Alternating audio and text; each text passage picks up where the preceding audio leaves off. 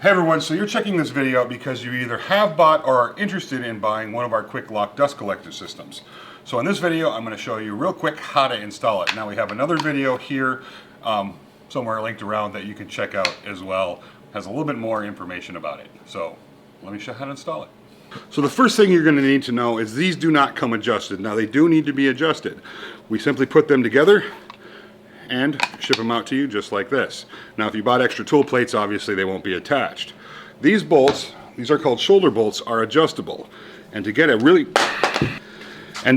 nice fit, you can adjust them in or out with a number 5 Allen wrench. With a number 5 Allen wrench. So what you're looking for is that snap, and that you don't want any air leaking through here. Now when you first get them, they're going to be pretty, when you first get them on, they're going to be a little tight. After you work with them a little bit, they'll be nice and easy. So what I like to do is just have enough space in there between each of these to slide maybe 2 or 3 cards from a playing deck. Now the reason that's important is because this closed cell polyurethane grommet acts like a spring and pushes this up against those bolts, which locks it in place. And it also acts as an air seal. So having that adjusted just right is important. So if you're getting any air leaks or it feels a little too tight, you can adjust that out with these 3 shoulder bolts right here.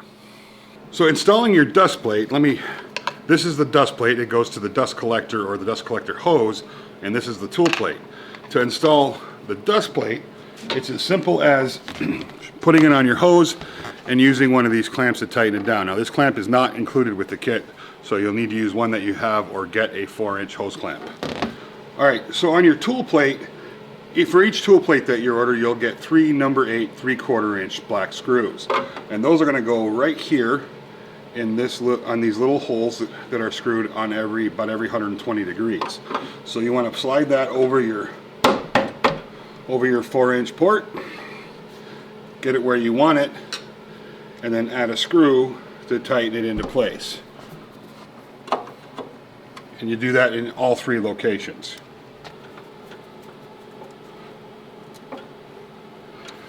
So the dust ports on tools can range anywhere from about 3 and a little over 7/8, 3 and 7/8 plus a little, to something around 4 and a 16th. Now if it's a 4 and a 16th inch, it's going to be a nice tight fit. You might even need a hammer or a dead blow hammer to kind of tap it on. If it's not, and you're noticing a little air leak around here, you may want to put a bead of silicone around there just to make sure no air is getting through there. Now the one thing to remember when you're installing this, and probably the most important thing, is that this tube protrudes through here. So you can't make the tool flange or the tool port flush with the outside. You want to have about 1/8 to 1/4 inch of setback from the face of this to the tool port here, so when you put your PVC in there, there's no interference.